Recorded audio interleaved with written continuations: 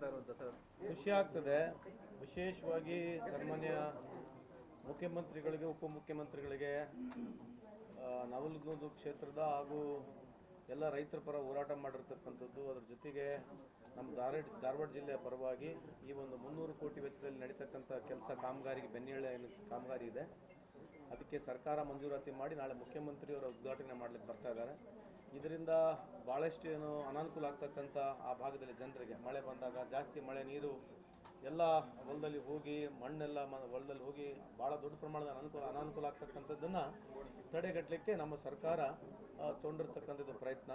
ಆಮೇಲೆ ವಿಶೇಷವಾಗಿ ಕೋನರೆಡ್ಡಿ ಅವರು, ಶಾಸಕರಾಗಿರ್ತಕ್ಕಂಥ ಕೋನರೆಡ್ಡಿ ಅವರು ಹೆಚ್ಚಿನ ಮುತುವರ್ಜಿ ವಹಿಸಿ ಪೋಸ್ಟ್ ಪೋಲ್ ಅಂತ ಹೇಳ್ತೀವಲ್ಲ ಆ ರೀತಿ ಅವರು ಹೋಗಿ ಇದನ್ನು ಗ್ರ್ಯಾಂಟನ್ನು ತರಲಿಕ್ಕೆ ಸರ್ಕಾರಕ್ಕೆ ಮನವರಿಕೆ ಮಾಡಲಿಕ್ಕೆ ಯಶಸ್ವಿಯಾಗಿದ್ದಾರೆ. ನಾನು ವೈಯಕ್ತಿಕವಾಗಿ ಅವರಿಗೆ ಕೂಡ ನಾನು ಅಭಿನಂದನೆ ಸಲ್ಲಿಸಲಿಕ್ಕೆ ಇಚ್ಛೆ ಬಯಸ್ತೀನಿ.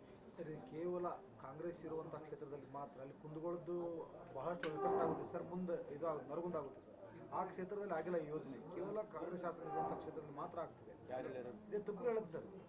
ಆಮೇಲೆ ಫುಲ್ ಆಗಿಲ್ಲ ಸರ್, ಒಂದು ಬೇಡಿಕೆ ಇದೆ. ಏನಾಗುತ್ತೆ ನೋಡಿ, ನೀವು ದಯಮಾಡಿ ಪ್ರಶ್ನೆ ಕೇಳಿ ಬೇಡ ಅಂತ ಹೇಳೋಣ. ಹಂತವಾಗಿ ಪ್ರಾಜೆಕ್ಟ್ ಆಗಬೇಕು. ಶಾಸಕರು ಮುತುವರ್ಜಿ ವಹಿಸಿ ಅಲ್ಲಿಂದ ಮಾಡಿಸ್ಕೊಂಬಂದಿದ್ದಾರೆ. From what kilometre to what kilometre exactly ಎಲ್ಲಿಂದ ಎಲ್ಲಿಗೆ ಹೋಗುತ್ತೆ ನನಗೆ ಗೊತ್ತಿಲ್ಲ. ಸುಮಾರು 48-50 ಕಿಲೋಮೀಟರ್ ಆಗ್ತಕ್ಕಂಥದ್ದಿದೆ. ಹಂತವಾಗಿ ಮಾಡ್ತಕ್ಕಂಥ ಪ್ರಾಜೆಕ್ಟು. ಸೊ ಇದು ಸರಿಯಲ್ಲ ಅಂತ ನನ್ನ ವಾದ. ನೀವು ಮಾತನಾಡ್ತಕ್ಕಂಥದ್ದು ಬಿಜೆಪಿಯವ್ರು ಬಿಡ್ರಿ. ಬಿಜೆಪಿ ಎಫ್ಟಿಎನ್ ಫೈಲ್ ಬಗ್ಗೆ ಏನು ಮಾತಾಡ್ತಾರೆ ಬಿಜೆಪಿಯವರು? ಅಲ್ಲಲ್ಲ ಮಾತಾಡ್ತಾರ? ನೀವು ಕೇಳಿದ್ರ? ಈ ದೇಶದ ನಾಚಿಕೆ ಮಾನ ಮರ್ಯಾದೆಲ್ಲ ಕಳ್ಕೊಂಡಿದ್ದೀವಲ್ಲ, ಯಾರು ಎಫ್ಟಿಎನ್ ಫೈಲ್ ಬಗ್ಗೆ ನೀವು ಕೇಳಿದಿಲ್ಲ ಅವರಿಗೆ? ಎಲ್ಲದಕ್ಕೂ ಹಂಗೆ ಮುಗಿಬಿದ್ದು ಭಾರಿ ಮಾತಾಡ್ತಿದ್ರಲ್ಲ. ಈಗ ಎಫ್ಟಿಎನ್ ಫೈಲ್ ಬಗ್ಗೆ ಯಾರು ಮಾತಾಡೋದಿಲ್ಲ ಅಂತ? ಈ ಸೌತ್ ಇಂಡಿಯಾಗಳಿಗೆ ಎಷ್ಟು ದುಡ್ಡು ಕೊಟ್ಟಿದ್ದಾರೆ ಕಳೆದ 10 ವರ್ಷದಿಂದ ಅವ್ರು ಕೇಳ್ತಾರಂತ? ಸುಮ್ಮನೆ ಏನೋ ಮಾತಾಡ್ತಾರೆ. ಬಿಜೆಪಿ ಕಾಂಗ್ರೆಸ್ ಅವ್ರಿಗೆಲ್ಲ ಏನು ಒಂದು ಮಾಡಿ 300 ಕೋಟಿ ವೆಚ್ಚದಲ್ಲಿ ಮಾಡಿರ್ತಕ್ಕಂಥದ್ದು ಸಮಾಧಾನ ಇಲ್ಲ. ಮಾಡಿದ್ರೆ ಬಿಜೆಪಿ ಅನ್ನೋದು ಕಾಂಗ್ರೆಸ್ ಅನ್ನೋದು ಇದು ಬಿಟ್ಟರೆ ಬೇರೆ ಏನಿದೆ? ಅವ್ರಿಗೆ ಆಯ್ತು, ಅವ್ರಿಗೇನೋ ಮಾಡಕ್ಕೆ ಕೇಳ್ರಿ. ಅವ್ರಿಗೆ ಬಿಜೆಪಿ ಕಾನ್ಸ್ಟಿಟ್ಯೂನ್ಸಿಗೆ ರೊಕ್ಕ ಕೊಡೋಕೆ ಕೇಳ್ರಿ ಕೇಂದ್ರದಿಂದ. ಸುಮ್ಮನೆ ಏನೋ ಮಾತಾಡ್ಕೊಂಡು ಕುಂದಿರ್ತಾರೆ. ಇವರು 4 ಸ್ಟಾರ್ಸ್ ಅದು ಪುಸ್ತಕ ಬಿಡುಗಡೆಗೆ ಅವಕಾಶ ಕೊಡ್ತಾ ಇಲ್ಲ. ಎದಕ್ಕೆ ಕೊಡ್ತಾ ಇಲ್ಲ ಕೇಳ್ರಲ್ಲ. ಇವತ್ತು ಏನು ಮಾಡ್ತಾರೆ ಅವು ನರವಣೆ ಅಲ್ಲ ಅವ್ರ ಹೆಸರು, ನರವಣೆ ಅವ್ರಿಗೆ ಕೂಡ ಈಗ ನನ್ನ ಪ್ರಕಾರ ದೇಶದ್ರೋಹಿ ಅಂತ ಹೇಳ್ತಾರೆ. ಬರ್ದಿಟ್ಕೊಳ್ರಿ ನೀವು. ಯಾಕಂದ್ರೆ ಅವರು ಸಿಸ್ಟಮ್ ಇರೋದು ಯಾರು ಮಾತನಾಡ್ತಾರೆ ಈ ದೇಶದೆಲ್ಲ ದೇಶದ್ರೋಹಿಗಳಾಗ್ಬಿಡ್ತಾರೆ. Naravane is one of the head, army head. ಅವರು ಬರೆದಿರ್ತಕ್ಕಂಥ ಪುಸ್ತಕನ ಮತ್ತು ಚಪ್ಪ ನಿಂತ್ಕ ಸೀನಾ ಇಡೀ ರಷ್ಯಾ ಬಗ್ಬಿಡ್ತತೆ, ಅಮೇರಿಕಾ ಕೇಳ್ತತೆ ಇವರಿಗೆ ಅಂತಕ್ಕಂಥ ಮಾತುಗಳನ್ನ ಹೇಳಿ ಜನಕ್ಕೆ ಸುಳ್ಳು ಹೇಳ್ತಿರ್ತಕ್ಕಂಥವ್ರು ಇವತ್ತು ಯಾವ ದೇಶದ ಪ್ರೆಸಿಡೆಂಟಿಗೆ ಮಾತನಾಡ್ತಕ್ಕಂಥ ಯೋಗ್ಯತೆ ನಮ್ಮ ದೇಶದಿದೆ ಅಂತ ಯೋಚನೆ ಮಾಡಿ ನೋಡಿ. ಇವತ್ತು ಏನು ಬೈಲಾಟ್ರಲ್ ಅಗ್ರಿಮೆಂಟ್ಗಳಾಗಿದ್ದಾವೆ, ಟ್ರೇಡ್ ಡೀಲ್ ಆಗಿದೆ, ಟ್ರಂಪ್ ಮುಖಾಂತರ ನಮಗೆ ಗೊತ್ತಾಗುತ್ತೆ. ಇವತ್ತು ಟ್ರಂಪ್ ಏನು ಟ್ವೀಟ್ ಮಾಡ್ತಾರೆ ಅದರ ಪ್ರಕಾರ ನಾವು ನಡ್ಕೊಳ್ಬೇಕೆಂಬ ವ್ಯತ್ಯಾಸಕ್ಕೆ ಬಂದಿದೆ. ನೀವು ಇರಾನ್ನಿಂದ ಆಯಿಲ್ ಖರೀದಿ ಮಾಡಬೇಡ್ರಿ, ನಾವು ಆಯಿಲ್ ಖರೀದಿ ಮಾಡೋದಿಲ್ಲ. ನೀವು ರಷ್ಯಾದಿಂದ ಆಯಿಲ್ ಖರೀದಿ ಮಾಡಿರಿ, ನಾವು ಆಯಿಲ್ ಖರೀದಿ ಮಾಡೋದಿಲ್ಲ. ಚಾಬಾರ ಪೋರ್ಟ್ಲಿಂದ ಹೊರಗೆ ಹೋಗ್ರಿ. ಇರಾನ್ನಲ್ಲಿ ಇದೇನು ಗೊತ್ತಾ, ನಮಗೆ ಸ್ಟ್ರಾಟಜಿಕ್ ಇರ್ತಕ್ಕಂಥ ಪೋರ್ಟ್ ಇತ್ತು. ಇದು ಮನಮೋಹನ್ ಸಿಂಗ್ರಿಗೆಲ್ಲ ಮರ್ತು ಬಿಟ್ಟಿದ್ದಾರೆ. ಮನಮೋಹನ್ ಸಿಂಗ್ ಅವರು 1-2-3 ಅಗ್ರಿಮೆಂಟ್ ಮಾಡಿದ್ರು. ಸರ್ ದಯವಿಟ್ಟು ಓದ್ಕೊಳಕ್ಕೆ ಹೇಳ್ರಿ ಬಿಜೆಪಿ ಅವರಿಗೆ.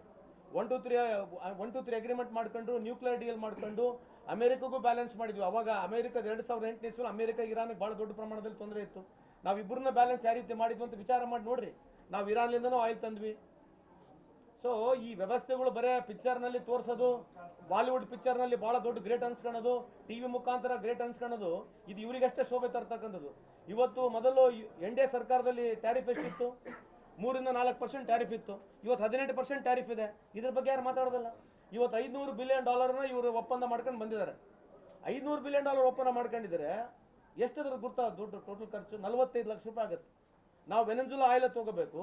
ಆಮೇಲೆ ಅಲ್ಲಿಂದ ಬರ್ತಕ್ಕಂಥ ಏನು ಫಾರ್ಮರ್ಸ್ದು ಮೊದಲು 30% ಟ್ಯಾರಿಫ್ ಇತ್ತು, ಈಗ 0% ಟ್ಯಾರಿಫ್. ಅಮೇರಿಕದಿಂದ ಯಾವುದೇ ವಸ್ತು ಈ ದೇಶಕ್ಕೆ ಬಂದರೆ ದಯಮಾಡಿ ರೈತರು ಕೇಳಿದ್ದನ್ನ, ರೈತರು ದಯಮಾಡಿ ಕೇಳಬೇಕಿದ್ದನ್ನ, ರೈತ ಮುಖಂಡರುಗಳು ದಯಮಾಡಿ ಕೇಳಿದ್ದನ್ನ. ಏನು ಭಾಳ ದೊಡ್ಡ ದಿನ ಬೆಳಿಗ್ಗೆ ಎದ್ರೆ ಭಾಳ ರೈತರ ಪರವಾಗಿ ಮಾತನಾಡ್ತಾರೆ ಬಿಜೆಪಿಯವರು. ಇವತ್ತು ಇಂಟರ್ನ್ಯಾಷನಲ್ ಪ್ರಾಡಕ್ಟ್ ಎಸ್ಪೆಷಲಿ US ಇಂದ ಬರ್ತಕ್ಕಂಥ ಎಲ್ಲ ರೈತರ ಪ್ರಾಡಕ್ಟ್ಗಳನ್ನ 0% ಯಾಕೆ ನೀವು ಡ್ಯೂಟಿ ಆಗ್ತಾ ಇದ್ದೀರಿ? ಇದರಿಂದ ಯಾರೇನು ಅನುಕೂಲ ಆಗುತ್ತೆ? ಇದ್ರ ಬಗ್ಗೆ ಈ ದೇಶದ ಚರ್ಚೆ ಮಾಡ್ಬೇಕ್ರಿ. ದೇಶದ ಅನಾನುಕೂಲ ಆಗ್ತಕ್ಕಂಥ ವ್ಯತ್ಯಾಸಗಳು ಇದಾವೆ ಇದ್ರದ್ದು. ಸೊ ಇದ್ರ ಬಗ್ಗೆ ಚರ್ಚೆ ಆಗಲಿ ಅಂತ ನಮ್ಮ ವಾದ. ಈಗ ಅಲ್ಪಸಂಖ್ಯಾತರ ಅಭಿವೃದ್ಧಿ ನಿಗಮದಡಿ 2013ರಿಂದ 19 ಏನು ಸಾಲ 800 ಕೋಟಿ ರೂಪಾಯಿ ಸಾಲ ಕೊಡಲಾಗಿತ್ತು. ಅದ್ರ ಮೇಲಿನ ಸಾಲದ ಮೇಲಿನ ಬಡ್ಡಿ ಮನ್ನಾ ಮಾಡ್ತಾ ಇದೆ ರಾಜ್ಯ ಸರ್ಕಾರ. ಈಗ ಏನು ಮುಸ್ಲಿಮರು ಓಲೈಕೆ ಮಾಡ್ತಾ ಇದೆ ಅಲ್ರಿ. ಸಾಲ ಮನ್ನಾ ಮಾಡಿದ್ರೆ ಮುಸ್ಲಿಮರು ಓಲೈಕೆ ಅಂತೀರಿ ಏನ್ರಿ ನೀವು ಅಲ್ಲ ನಾವು ದಯಮಾಡಿ 98% ಮುಸ್ಲಿಮರೇ ಇದ್ರಲ್ಲಿ ಸಾಲ ತಗೊಂಡಿದ್ದಾರೆ ಸರ್. ಮೈನಾರಿಟಿ ವೆಲ್ಫೇರ್ನಲ್ಲಿ ಮುಸ್ಲಿಮ್ರಿಗೆ ಸಾಲ ಮುಸ್ಲಿಮ್ಗೆ ಕೊಡ್ತೀವಿ.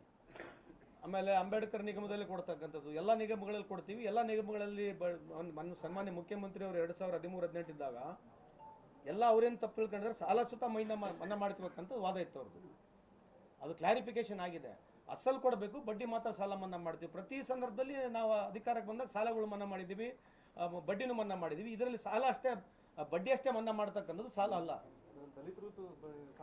ಅಲ್ರಿ ಅಂಬೇಡ್ಕರ್ ರೀ, ನಿಮಗೆ ಮಾಹಿತಿ ಇದ್ರೆ ಮಾತಾಡಿ, ಈ ಥರ ಮಾತಾಡಬೇಡಿ ಮೈ ಡಿಯರ್ ಫ್ರೆಂಡ್. 2013ನೇ ಇಸ್ವಿಯಲ್ಲಿ ಅದು ಮಾಡಿದ್ದೀವಿ. ಯಾವುದು ಅಂಬೇಡ್ಕರ್ ನಿಗಮದಲ್ಲಿ ಸುಮಾರು 2,500 ಕೋಟಿ ಮಾಡಿದ್ದೀವಿ. ಭಾಗ್ಯ ಜ್ಯೋತಿ ಭಾಗ್ಯ ಕುಟೀರ ಇತ್ತು, ಸುಮಾರು 5,000 ಕೋಟಿ ಅಷ್ಟು ಖರ್ಚು ನಾವು ಸಾಲ ಮನ್ನಾ ಮಾಡಿದ್ದೀವಿ. ಆಮೇಲೆ ಗ್ರಾಮ ಪಂಚಾಯತಿ ಕರೆಂಟ್ ಬಿಲ್ ಇತ್ತು ನಾವು ಬಂದಾಗ, ಅವಾಗ ಅದನ್ನು ನಾವು ಮನ್ನಾ ಮಾಡಿದ್ದೀವಿ. ಈ ಥರ ದಯಮಾಡಿ ನೀವು ಆ ಥರ ಕೇಳ್ತಕ್ಕಂಥದ್ದು ಸರಿಯಲ್ಲ. ಎಲ್ಲರಿಗೂ ಅವಕಾಶ ಇದೆ. ನಾವು ಪಕ್ಷಾತೀತವಾಗಿ ನಮ್ಮ ಸರ್ಕಾರಗಳು ಬಂದಾಗ ಎಲ್ಲ ಸಮಾಜಗಳನ್ನ ಒಕ್ಕಟ್ಟುವಾಗಿ ಮಾಡ್ತಕ್ಕಂಥ ಕೆಲಸ ಮಾಡ್ತೀವಿ. ಇದು ಸರಿಯಲ್ಲ ಅಂತಕ್ಕಂಥ ನನ್ನ ವಾದ. ನಮ್ಮ ಮೆಟ್ರೋ ದರ ಏರಿಕೆ ಆಗಿದೆ. ಅಮೆರಿಕ ಟ್ರೇಡ್ ಓಪನ್ ನಮ್ಮ ದೇಶಕ್ಕೆ. ಹೆಚ್ಚಿನ ವಿಡಿಯೋಗಳಿಗೆ ಪ್ರತಿಧ್ವನಿ ಯೂಟ್ಯೂಬ್ ಚಾನೆಲ್ ಸಬ್ಸ್ಕ್ರೈಬ್ ಮಾಡಿ, ಬೆಲ್ ಐಕಾನ್ ಕ್ಲಿಕ್ ಮಾಡಿ.